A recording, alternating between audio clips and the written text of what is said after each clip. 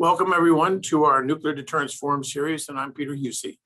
I'm Director of Strategic Deterrent Studies at the Mitchell Institute for Aerospace Studies, and today we are honored and pleased to have my friend Franklin Miller, Principal at the Scowcroft Group and longtime nuclear deterrent expert, in this edition of the Nuclear Deterrence Forum. Prior to his current role at the Scowcroft Group, Franklin led a distinguished 31-year career in public service, serving in the Department of Defense as Acting Assistant Secretary of International Security Policy. And after the Department of Defense, Franklin served in the White House as Special Advisor and Special Assistant to George W. Bush and Senior Director for Policy and Arms Control at the National Security Council staff. Over the course of his career, he has had substantial influence on the development of U.S. nuclear deterrence and targeting strategies, as well as START 1 and START 2. Welcome, Frank, and thank you for taking the time to join us today. Let me preface your remarks by saying, as you know, the modernization of the U.S. nuclear deterrent force has been described by the Department of Defense as the nation's #1 defense priority. However, the decade-long dual consensus reached in 2010 on the modernization of our nuclear forces and the New START Treaty is under challenge. I'd like to invite you to provide our audience with an overview of how you think the U.S. should approach nuclear deterrence and the modernization, but particularly looking at the myriad misconceptions that sometimes get in the way of the path forward. So, Franklin, thank you for being here today, and it's over to you, sir. Peter, thank you. Thank you for having me. Thank you for continuing to host this very important series with the Mitchell Institute to make certain that this debate is aired and that people are engaged, because it is absolutely vital. Before I get into my remarks, let me do a shout out to Alabama Crimson Tide, and I hope you all are watching. I got my Roll Tide tie on to celebrate the team's victory. You asked about approaching how the United States should approach nuclear modernization, and I would say let's begin at the beginning. Let's begin quite at the beginning. And the question is there a nuclear threat which requires being deterred? And the answer is, of course there is. And it's gotten worse. It's a threat that's gotten worse over the last 10 years. Over the last 10 years, Russian strategic forces have been modernized to a fantastic extent. I mean, whether you believe Putin or Shoigu, it's 85 to 90% of Russian strategic nuclear forces are new. Plus, they've got all the exotic systems, and they're proliferating their short-range nuclear systems. So the threat's gotten worse for our European allies as well as for ourselves. China, the strategic forces are growing. There's absolutely no transparency. The threat to the United States and our allies is clear, but China's threat is growing. And then there's North Korea, which is a nuclear weapon state. One of these days we're going to stop kidding ourselves, but North Korea is a nuclear weapon state. So over the last 10 years or so, the threat has gotten worse. So, okay, we have established that there is a nuclear threat. Let's talk next about the state of the U.S. deterrent, which is used to protect us against that threat. The U.S. deterrent is an aging force. It will need to be replaced or retired. There is no middle ground, replaced or retired. And the warnings are clear. You heard it from Admiral Cecil Haney, Commander of Strategic Command, about 6-7 years ago. You heard it from General John Hyten, Commander of U.S. Strategic Command until about 2 years ago, now the Vice Chairman of the Joint Chiefs of Staff. You hear it today from Admiral Chaz Richard. All the commanders are saying the force is getting old and cannot be sustained without modernization. You heard it from former Defense Secretary Ash Carter. So the force is aging and requires modernization to offset the threat which is growing. The first question, I think, is, do we keep a triad? And there's every reason to keep a triad. And there's absolutely no reason to do away with something which has worked so well for 7 decades. Actually, the only folks, Peter, who want to get rid of the triad are those who want to get rid of the US ICBM force. What is that going to do? That's going to reduce adversaries' targeting problems dramatically. And in fact, if you get rid of the US ICBM force, even China has something of a preemptive first strike capability. But let's talk about the ICBM force and some of the myths and misconceptions that are out there. and that we hear constantly from the critics. The first is that the US ICBM force is destabilizing. Well, that's nonsense. Not all ICBMs are the same. The Minuteman III force is a single warhead force. Its replacement, the GBSD, will be a single warhead system. Deterrence theory holds that single warhead ICBMs are not attractive targets for an aggressor.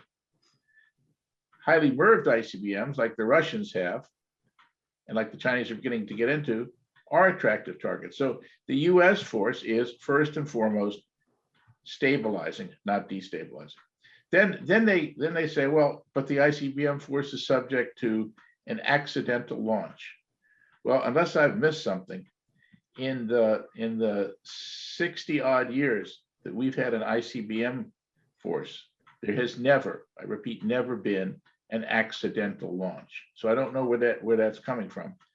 But I mean, even if you want to concede that argument, on a day-to-day basis, US ICBMs are targeted on the open ocean.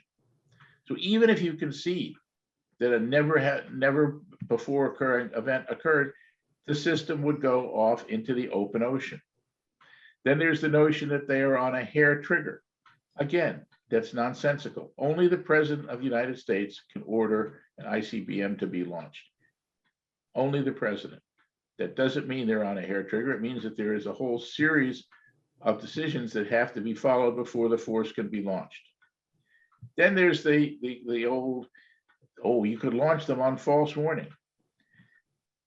The last time we had false warning events was in the Jimmy Carter administration. We had one when there was a computer chip that failed at NORAD, and there was another time when a training tape was accidentally loaded into an operational system at NORAD. That was the 1980s. We have not had a false warning event since then. So I'm not certain, I just don't understand how they can keep waving this flag around. Then there's the famous, well, it's going to force the president's hand. The president's going to have to launch under attack. The president might launch under attack, and any enemy leader that's out there has to consider that possibility. But we have not been so foolish as to array our forces in such a way that if the ICBMs were destroyed, we have no retaliatory capability. And we have, for decades, designed our retaliatory plans around the worst case situation, so that even if we did lose some ICBMs, we would be able to retaliate effectively. And then there's the one that continues to be asserted and reasserted. Well, the Minuteman III can always be life extended. No, it can't. No, it can't. Look at what Admiral Richard, the current commander of U.S. Strategic Command, said last January. You cannot extend the Minuteman III. So if you need a triad, you need an ICBM force. And if you need an ICBM force, you need the GBSD. It's just that simple. You also need a modern sea-based force. Now, I applaud the Navy and the Department of Defense in making the Columbia SSBN program a high priority. The Columbia SSBN is a must. It is an absolutely necessary addition to our SSBN force, because the Ohio class boats are going to have to start coming out about one a year, beginning at perhaps the end of this decade. But the Columbia is necessary but not sufficient. There are three parts of the sea-based deterrent. There's a submarine, there's the missile, and there's a warhead. The Trident II D5 was deployed in 1988 for the first time. You know, that's more than 30 years ago, right? It has gone through one life extension program. It's supposed to last until the mid-2030s or beyond.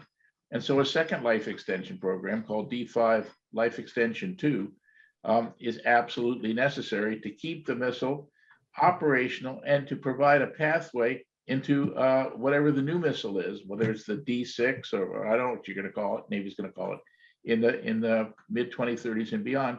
That program's been slashed by the Congress last year. It's not a wise thing to do. And finally, there's a new warhead, the W93. Now, this is one that's caused a great deal of controversy. First of all, we've had some people in the UK assert that it's a joint warhead program. That's absolutely, totally, completely false. It is not a joint warhead program. Joint warhead programs are prohibited by the Non-Proliferation Treaty. We're not going there. We're not going to do that. The W93 program would exist in parallel with a sovereign UK program, which would draw from some of the expertise we're going to put into the W93, and would eventually, if both programs go forward, buy non-nuclear parts from the Kansas City plant, just the way British warheads have in the past, and that's perfectly okay with the Non-Proliferation Treaty. But the W93 program is a program the United States of America needs for American deterrence policy. Let me be very fast and quick in discussing that. If you look at the SSBN force today, the loadout on our Trident II missiles is 75% W76-1s, which have been life extended, and 25% W88s, which are getting sort of a mini life extension program. 15 years from now, those warheads are going to be fairly old.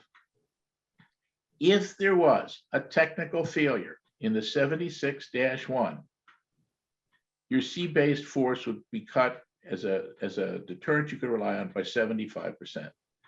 We need to spread the risk in the 2030s and beyond. And what we need is a 3 warhead package. We need 1/3 76s, 1/3 88s, and 1/3 93s, so that we offset the possibility that perhaps there is a failure in one of those warheads in what's called the backbone of the strategic deterrent.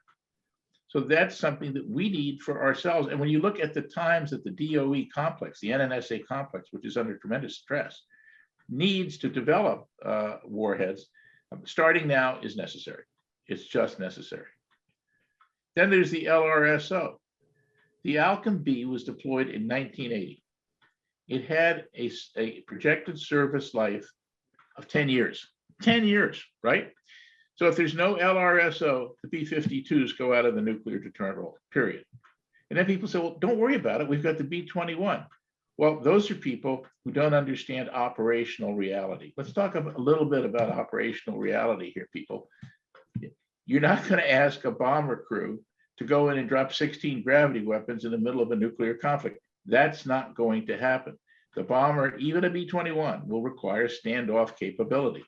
So again, if you want the triad, you need the ICBMs, the SLBMs, and the bomber legs to be fully modernized.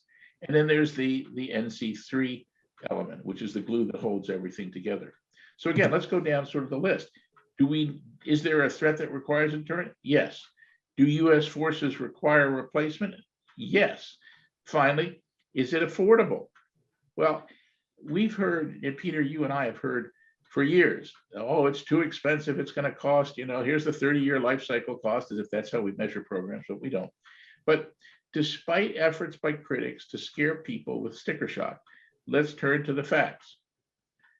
The 2018 Nuclear Posture Review said that the nuclear programs would cost between 6 to 7% of the defense budget. And that's a defense budget that was still under the congressional sequestration caps. The caps are gone, the budget's larger. So that 6 to 7%, I haven't calculated, is less.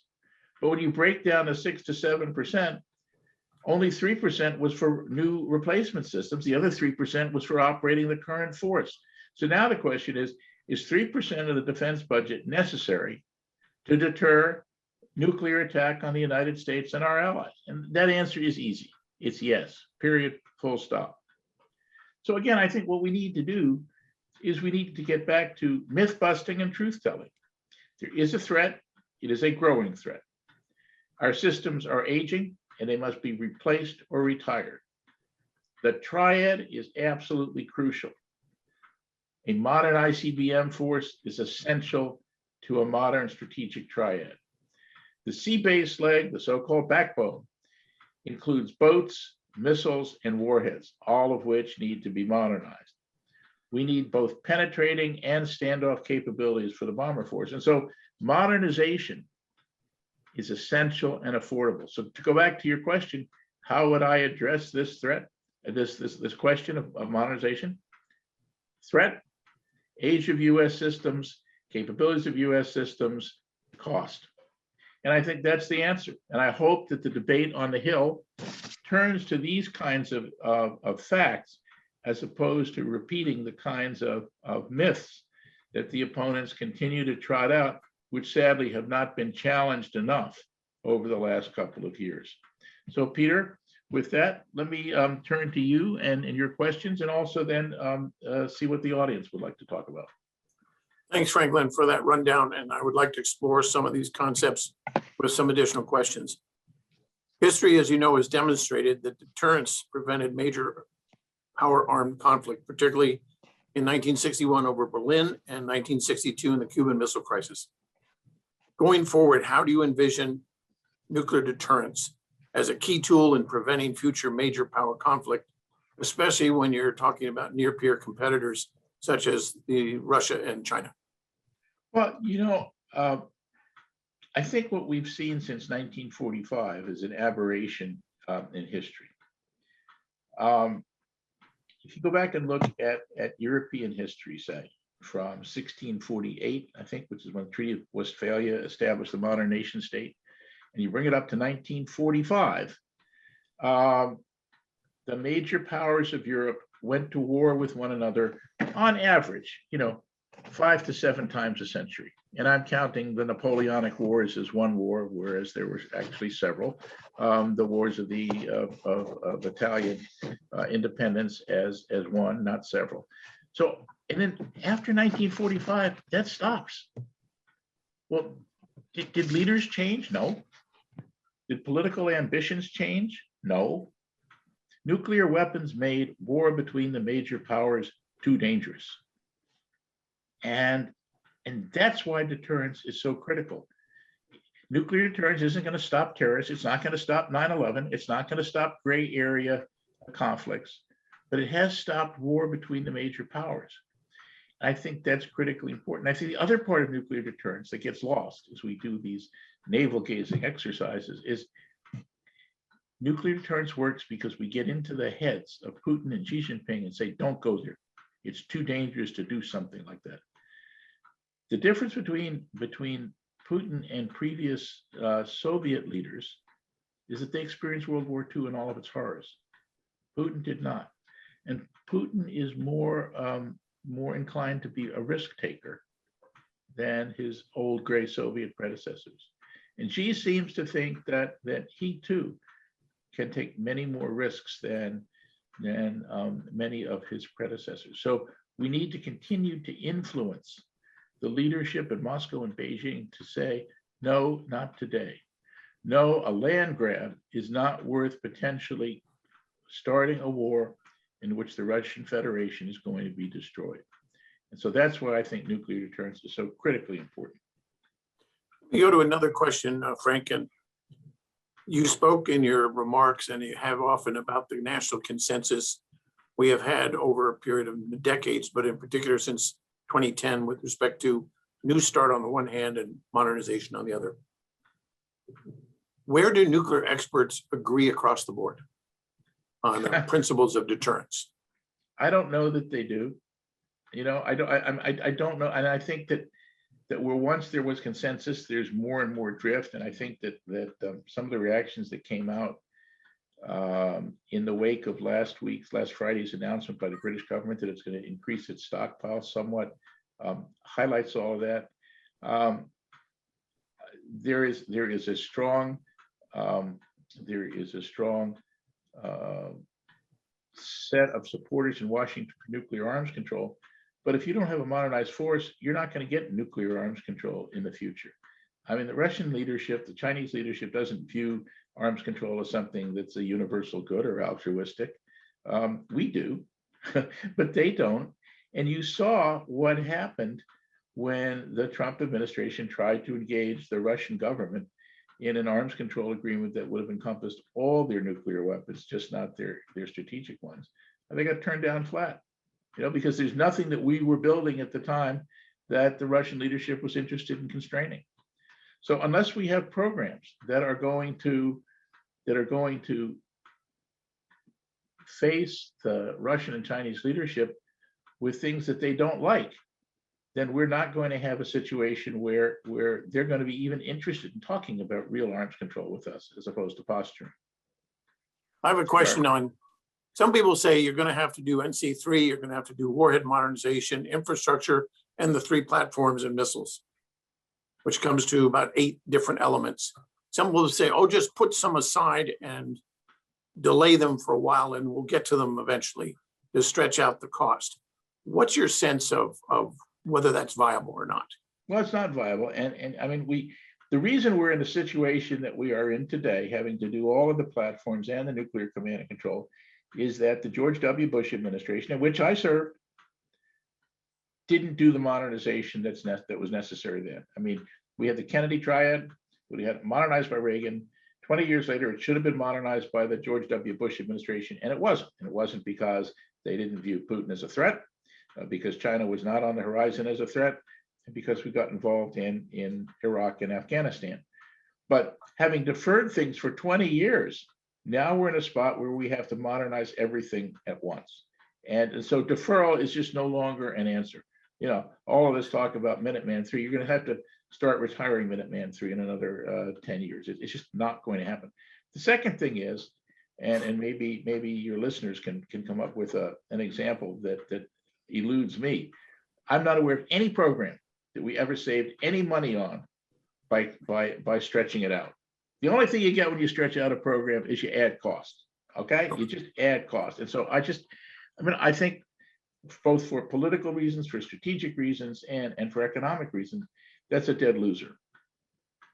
You've mentioned the British increase in their nuclear inventory, but elaborate on that, because you and I talked earlier about the reaction within Europe as well as within the arms control community, as well as Russia and China. Detail for us what the British did and the significance of it and how you view the reaction. Thank you. I think it's really important, and I think there are some basic truths that come out in the last week or so that are worth pointing out. So the first thing is that in 2010, the British government, you know, in the era of the Prague speech, and we're all going to go to zero, announced that it was going to cut its nuclear stockpile down to 180 warheads by the mid-2020s. So last Friday, the British government announced that it was abandoning that policy and it was going to build the stockpile up, I think, to 260 warheads from, I think it's sort of the current stockpiles in the 220s. And so instead of going down to 180, they're going to come up to about 260. So let me give you three sets of reactions. First, the substantive reaction on strategic grounds. I think it's absolutely the right decision, and I would say it's a bit overdue.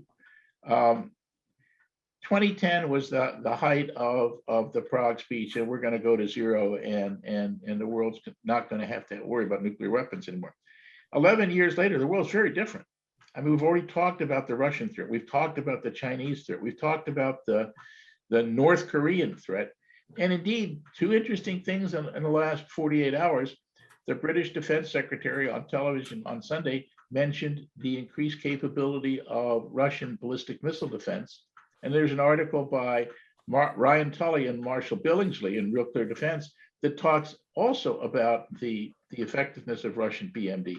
So if you're the British government, it's your responsibility to provide for an effective deterrent in light of all of that. So you have to react. You have to build up your arsenal somewhat to the point that you're once again comfortable that it poses a threat, even as a minimum deterrent. That's sort of the first, the strategic reaction.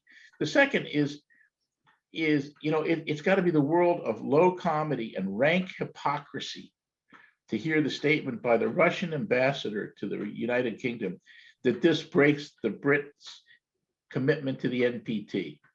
This from the ambassador of a country that's building hundreds of nuclear weapons every year, and to say that the Brits, by going from like 220 to 260, are going to break the NPT, it's rank hypocrisy. Well, maybe as in the old Soviet days, the MOD doesn't tell the MFA that they're building hundreds of new nuclear weapons a year, but what a stupid thing to say. And I hope he gets savaged. But as I've been thinking about this, I think there's a third and actually much more important point about the reactions to this, and I think the reactions highlight the stark difference between those of us who worry about deterrence and the NPT go to zero crowd on the other hand. If you're a practitioner or if you're an official with real responsibility for deterrence, you worry about what influences Xi and Putin, right? That's what you're focused on. Get in their heads, make sure they don't do something stupid. The NPT go to zero crowd worries about what influences the NPT delegates, in part based on the mistaken notion that proliferation is sparked by P5 arsenals. Proliferation is not sparked by P5 arsenals. Proliferation is sparked by regional ambitions. It's sparked by what your neighbor is doing, and not by what's happening among the P5 arsenals. And that's just, that's been lying around so long as a bad argument. It just ought to be tossed out. But I think most importantly, what all of this reveals is, I guess I would say it's a difference between those who believe a deterrent must be real and credible and those who believe it's only existential. We believe, you and I and others, that Xi and Putin must understand the consequences of initiating a nuclear war. Because if that happens, God forbid, our systems will get through, right? But if you're an existential deterrence advocate, it doesn't matter. You've got an arsenal. It doesn't matter if those RVs get through. If the Brits have a minimum deterrent and Russian BMD attrits a whole bunch of them, well, they had an existential deterrent. It just didn't work. Or if the Alchem B is soon to be obsolete, so what? We don't need to replace it. We've still got it, right? And it's a fundamental difference. And I think more attention needs to be placed on it. We're not about existential deterrence. We're not about the fact that because we have old systems that are lying around, Putin and Xi Jinping find them credible. We have to focus on systems that Xi Jinping and Vladimir Putin find credible. And that's what the focus has to be on. And that's why we need to modernize. Thank you, Frank. I really appreciate that. And I want to remind our listeners that our next event on their Aerospace Nation Forum will be on March 31st. It will be with General Jacqueline Van Ovest, who is the commander of the U.S. Air Force Air Mobility Command. We have always opened up our sessions for those from the audience who would like to ask some questions. I have two, Frank. One is from a gentleman, a friend of ours from the Examiner, Abraham Mashi, and he asked a question. I'll walk you through it. First is that Chairman Smith of the House Armed Services Committee has said, we only need 300 or so warheads like the Chinese, minimal deterrent. And specifically, he has suggested either eliminating or significantly cutting back on the ICBM leg of the triad. So two questions. Would you address the 300 minimal deterrent issue? But the other question is, wouldn't reductions in the ICBM force save us money? So there's a two-part question. Let's take them in reverse. Would getting rid of the ICBM force save us money? Well, of course it would. I mean, that's a no-brainer. Would it dramatically increase the risk to the safety and security of the United States and of our allies? Absolutely, it would. And as I said in my prepared remarks, getting rid of the ICBM force actually gives the Chinese a preemptive nuclear strike capability against the sub bases, the bomber bases in Washington and Omaha. So that's a crazy thing to do. And all of the arguments put forward by formerly venerable people about getting rid of the ICBM force are simply wrong on the face. The other question to Mr. Smith, and I've testified in front of him, and he said things like that previously, is there's a difference between a Chinese minimum deterrent force and a US extended deterrent force, which has to deter Russia, China, North Korea, as well as attacks on our allies. We don't have a minimum deterrent. We have a much broader role for our forces, and we have a role that requires them to be survivable and to be able to provide for the defense of the United States and our allies. So you can't just go across from what the Chinese believe they need and what the United States has, or what the United States requires in our broader context. And if you really want proliferation, make the United States deterrent a minimum deterrent force and tell the allies they're on their own. You'll see proliferation there. We have another question that comes from one of our military air attaches. He says, would you talk about the continued relevance of DCA as part of the nuclear deterrent on the continent? Absolutely. Look, let's face facts. Our alliance relationships took quite a battering over the last 4 years. You know, and President Trump's transactional relationship with the allies undercut Allied confidence in the American security guarantee. The DCA in Europe provide an incredibly important political symbol that the United States is there, forward deployed in a nuclear deterrent role in a NATO mission to deter Russian adventurism and aggression against our NATO allies. The force is being upgraded, and in this decade, we'll have a modernized nuclear weapon to replace nuclear weapons that are decades old, and with modernized aircraft that can get through the increasingly effective integrated Russian air defense system. And our allies believe in that deterrent. And I think after the past 4 years, to pull that deterrent out would be interpreted in Europe as just another symbol that the United States is packing up and going home.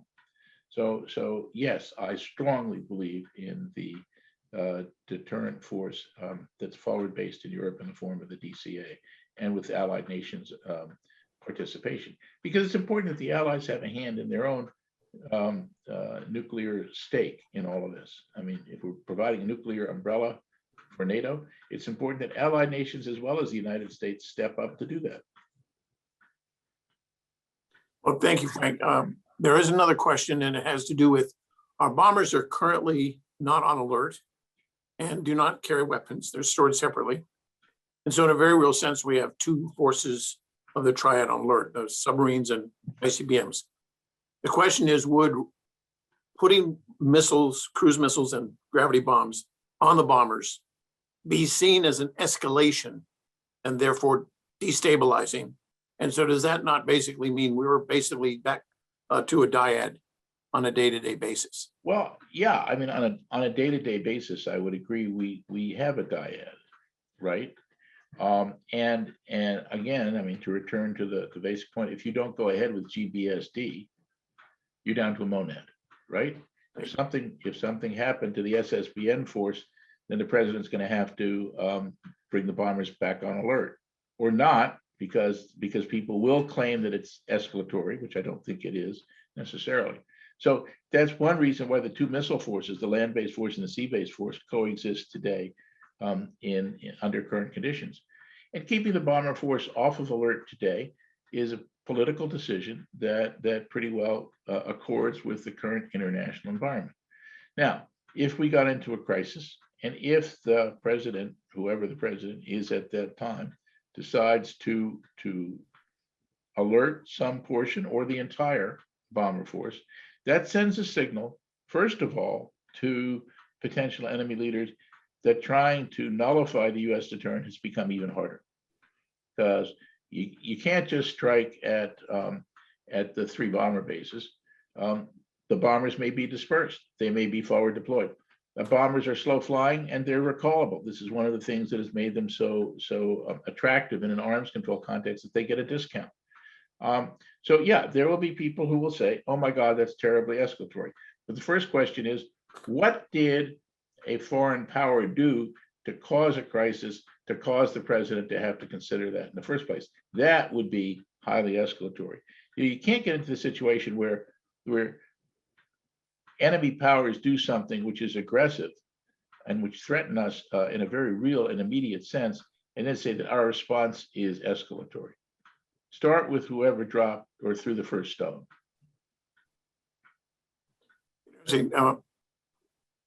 Let me go through a couple of questions we haven't covered, and that is, if you are going forward in arms control,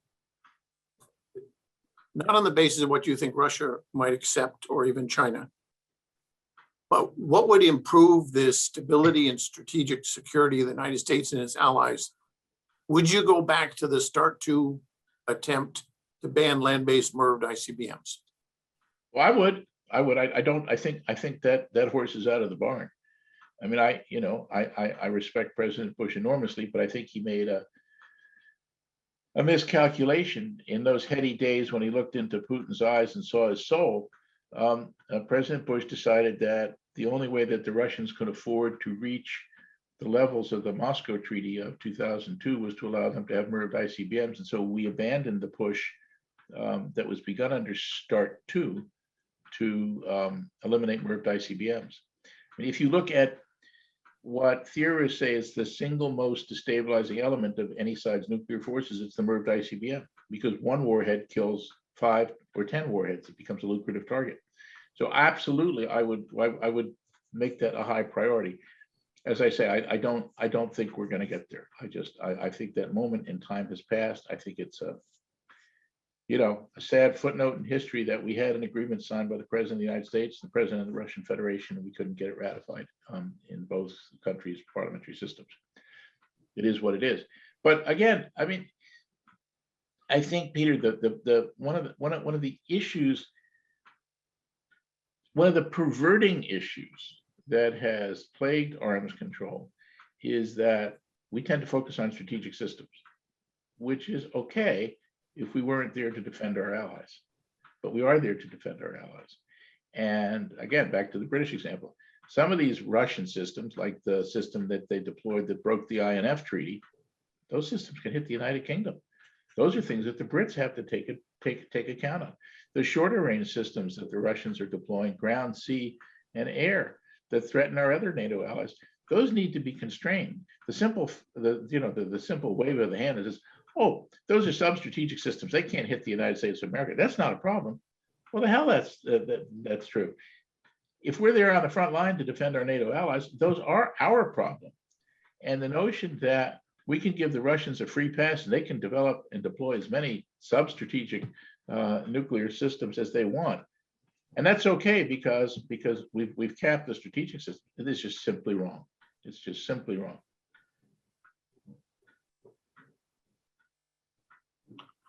Frank, let me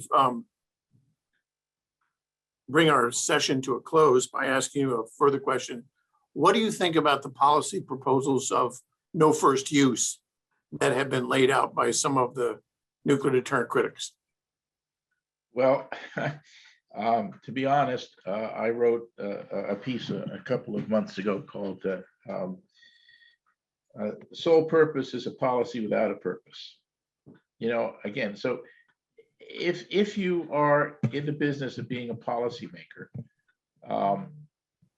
the first question that you have to ask is, what's the problem I'm trying to solve?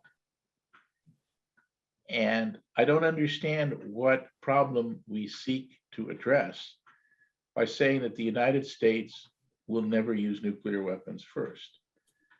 If our goal was only to deter nuclear attack on the United States of America, okay, fine. But that's not the case. Our policy is to deter aggression against our allies too.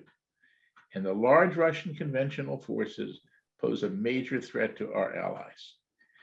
And you and I have heard for years about, well, NATO has overwhelming conventional strength.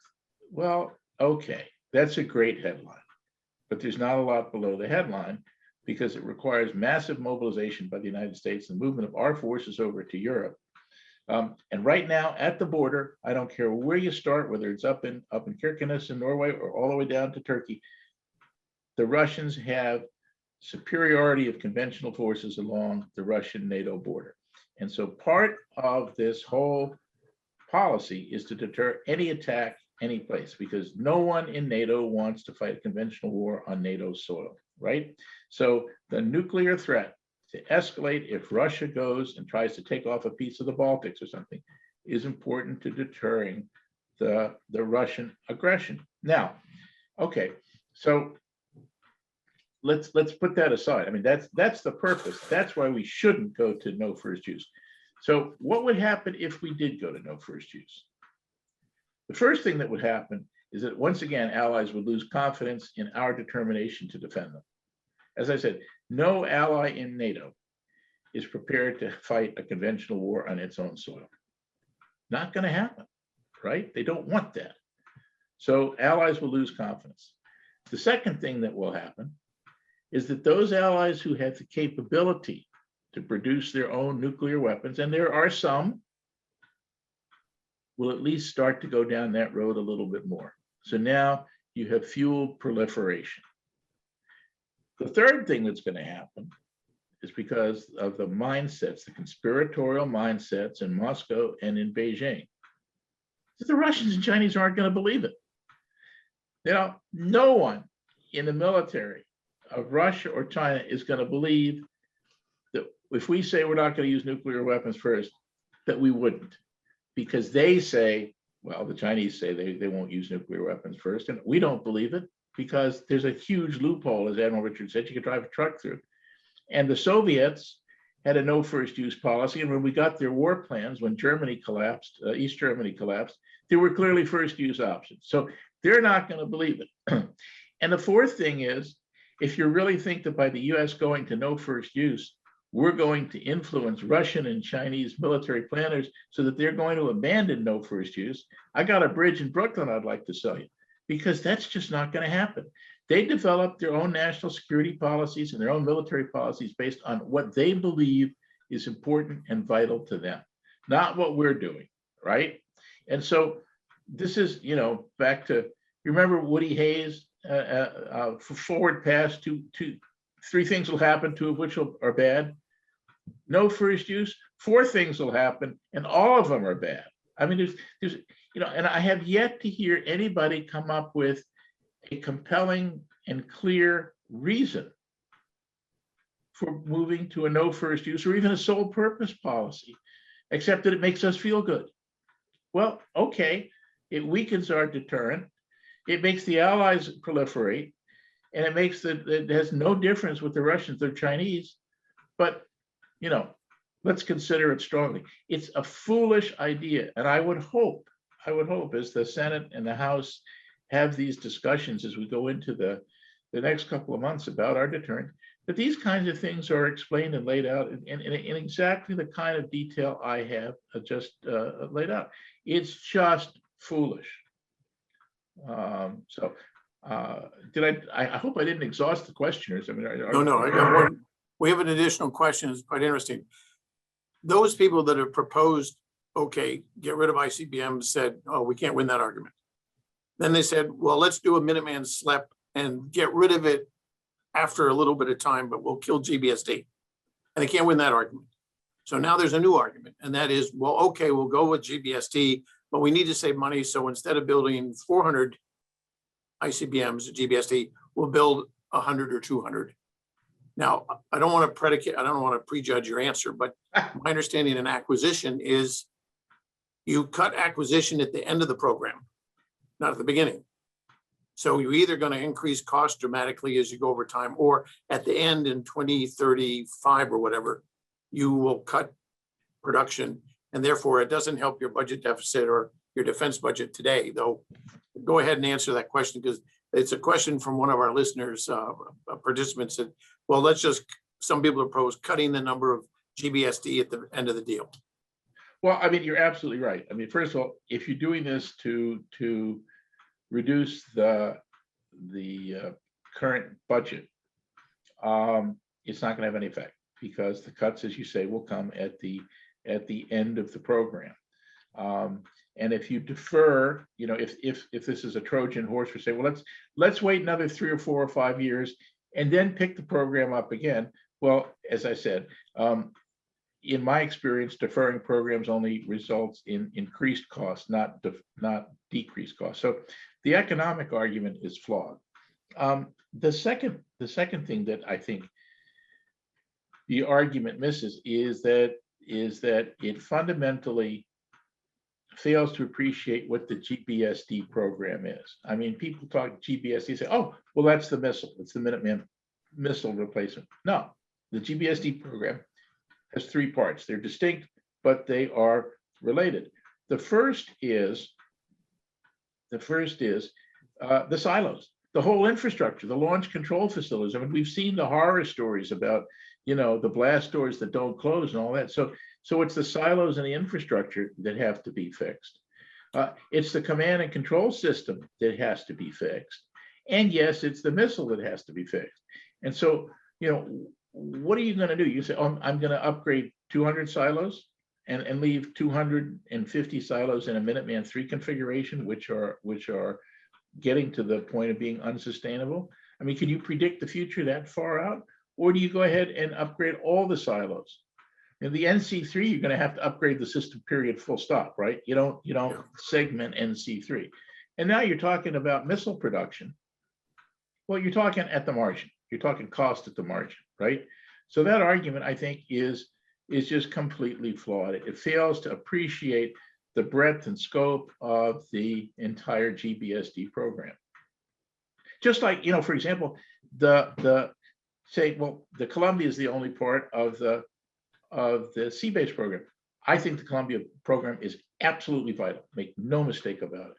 But if you don't pay attention to the W-93 and you don't pay attention to the missile that the submarine is going to carry, you're not protecting yourself in 2035. And as we have learned over the past decades, we're no longer in the 50s. You can't go from concept to being in the field in 5 years, right? You can't do that. It takes us forever. And so if you want a system that's going to be deployed and operational starting in about 2035, you doggone well better start working on it now, whether it's the W-93 warhead or it's the D5LE2 missile leading to whatever else is out there. I want to go back to the British decision to increase warheads. Sure.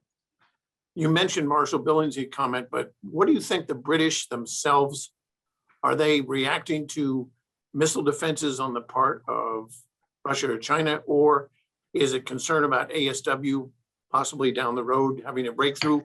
What do you think motivates the British to, again, increase their nuclear warhead inventory? Well, again, first thing I want to stress is that the increase is on the margin. It's from like about 220 to 260, right? I mean, so this is it's important for the UK, for the non-proliferation community. It's silly to make an issue of it. I've not seen anything in the press, nor have I in my many consultations and discussions with British officials seen anything that points to a concern about advances in ASW. To the degree that people are concerned about advances in ASW, the design of the Columbia class, and the design of its British counterpart, the Dreadnought class, that's what we're doing. I mean, the investment is going to be in making these submarines invulnerable in the broad ocean area for decades and decades. And there are things that the Brits are doing as well to ensure that they have, I don't know where they are on the procurement chain, but they're buying P-8 ASW aircraft to help protect the submarines as they exit and enter the base up in Faslane. They're building